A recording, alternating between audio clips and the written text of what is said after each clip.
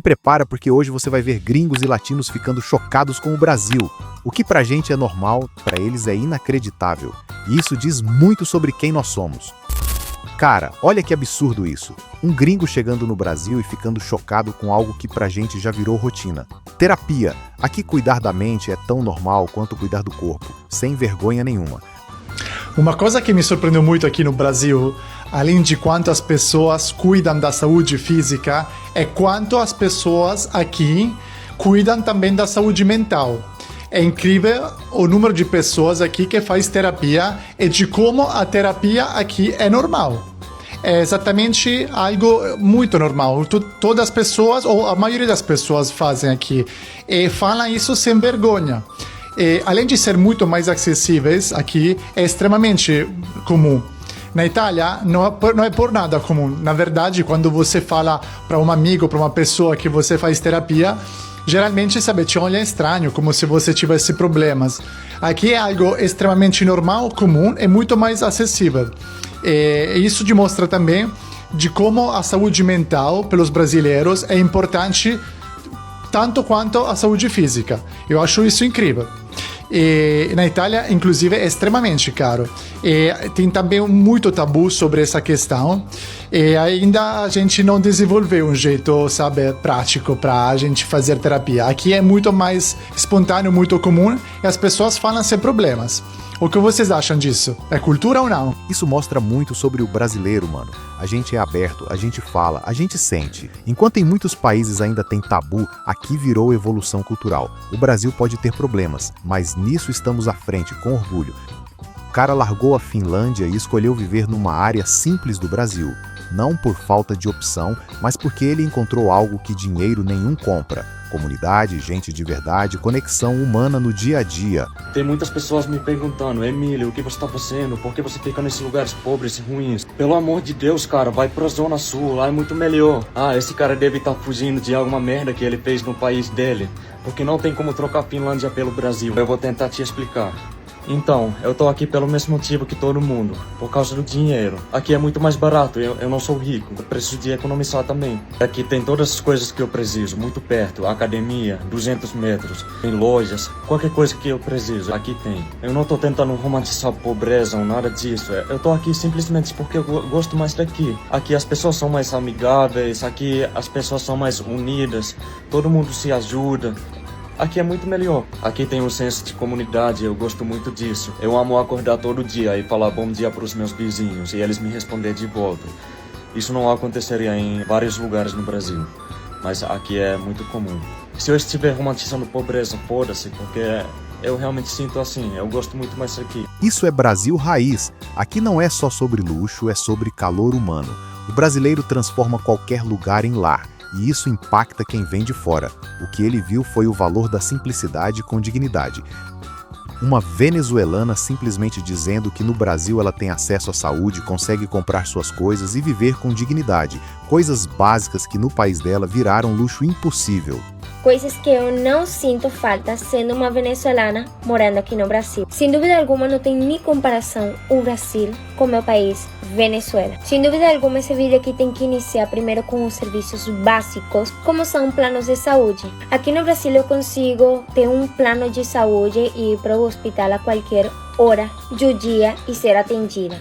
E com os medicamentos totalmente de graça, eu não preciso comprar nenhum medicamento para eles me colocarem no hospital. A diferença é que lá na Venezuela, para você poder ter alguma administração de medicamento, você precisa ir primeiro na farmácia, comprar o medicamento e depois disso você vai receber a administração do medicamento. Lembrando que isso pode variar, né? Dependendo do estado ou cidade. Pelo menos na minha cidade, o hospital era o war mesmo. Muito cheio, sem nenhum tipo de medicamento. Outra coisa que eu também não sinto falta da Venezuela é do salário.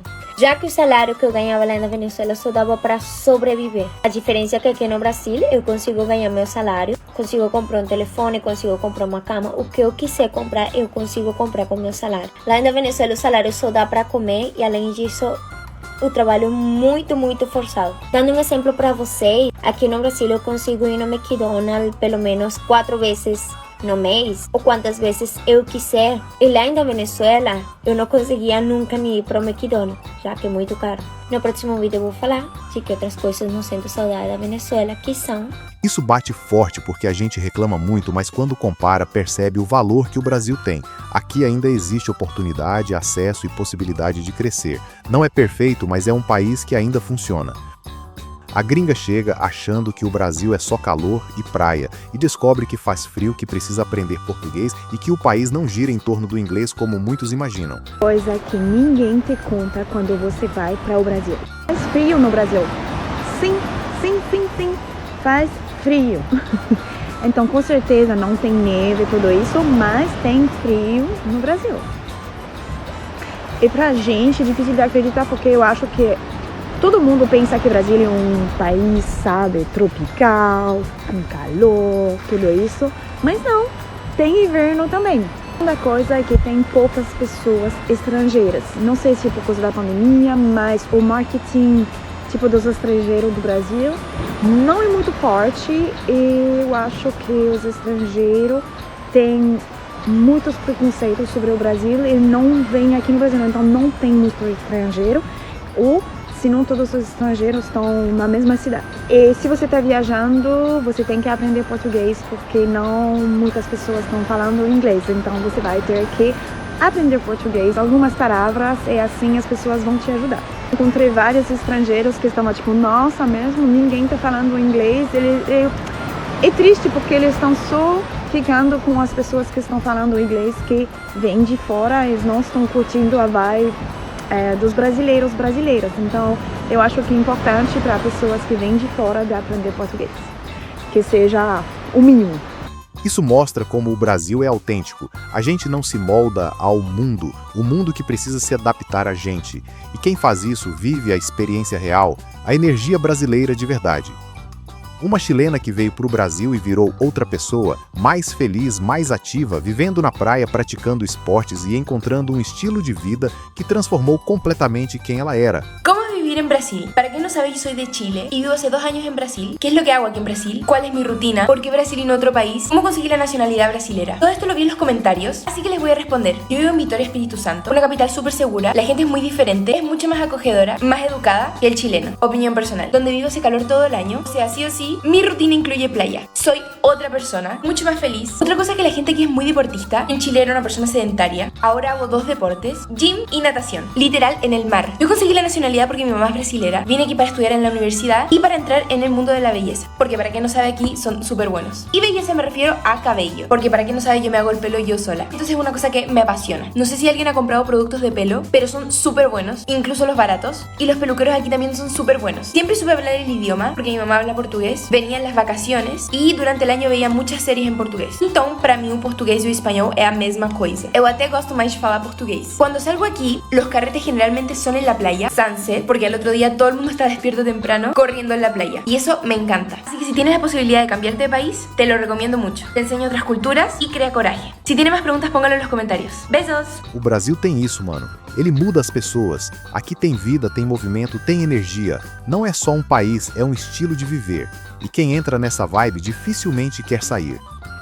Ela veio da Europa e percebeu o contraste brutal do Brasil. Um país dividido, cheio de diferenças, mas ao mesmo tempo cheio de potencial e oportunidades, dependendo de onde você está. Eu ganho a metade do que eu ganhava quando eu trabalhava em Londres há 3 anos.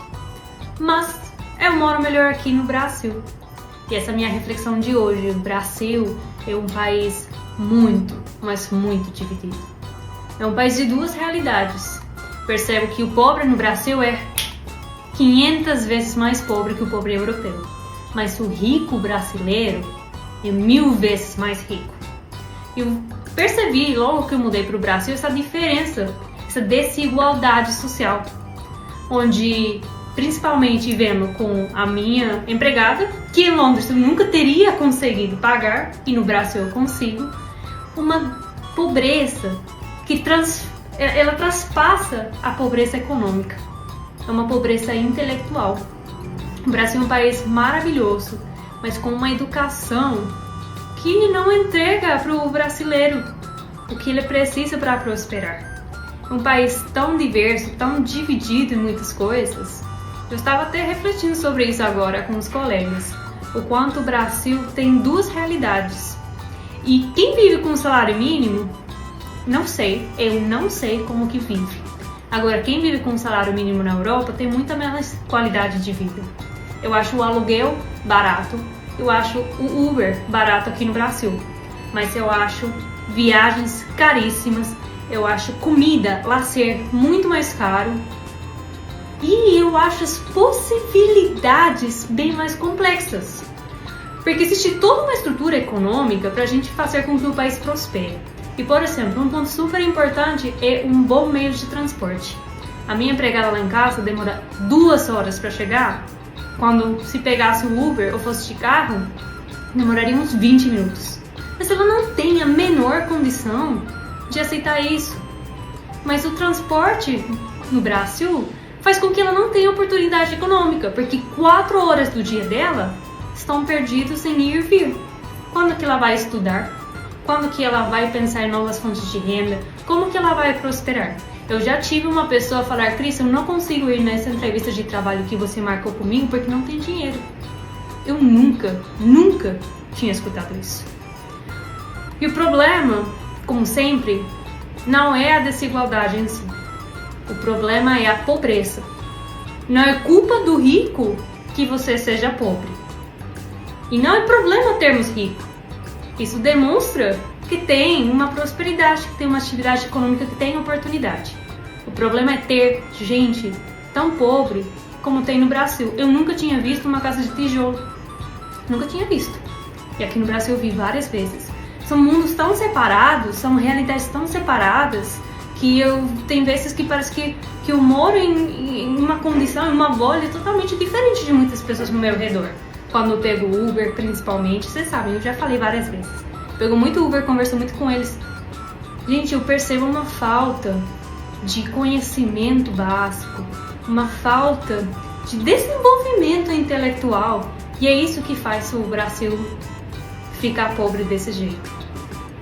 Qual que é o lado triste dessa história?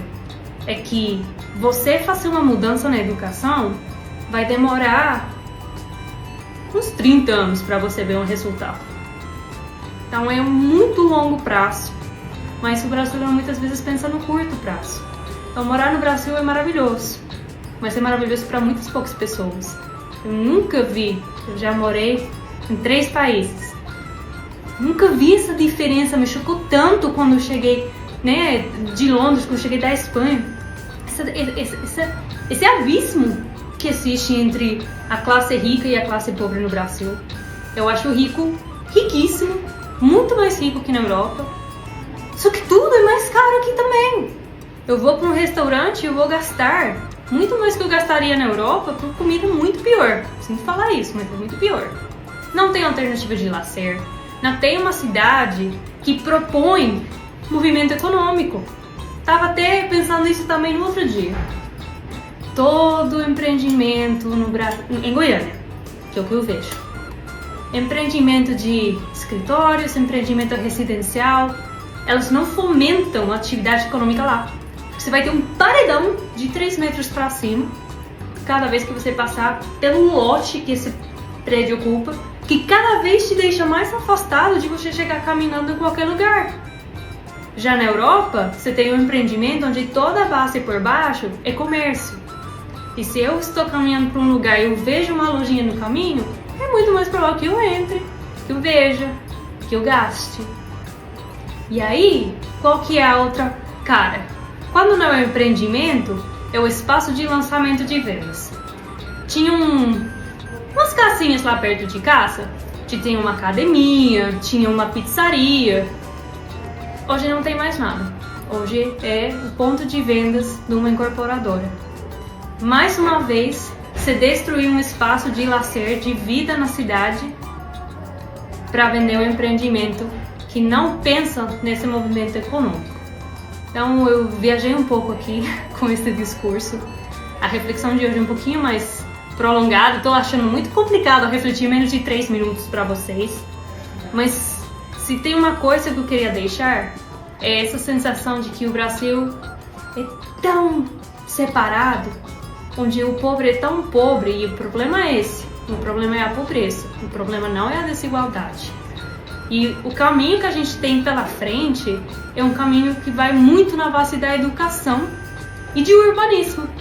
Porque se eu conseguir que a minha empregada demore 30 minutos, ao invés de 2 horas para ir e voltar de casa, eu consigo com que ela fique mais tempo com a família, que às vezes cuide dos netos para a filha estudar, mas ela hoje não consegue. Temos caminhos, eu acho que o Brasil tem futuro, mas temos que tomar muita atitude e saber que a gente é muito privilegiado. Eu vivo bem melhor aqui no Brasil, porque eu caí no lado bom dessa divisão.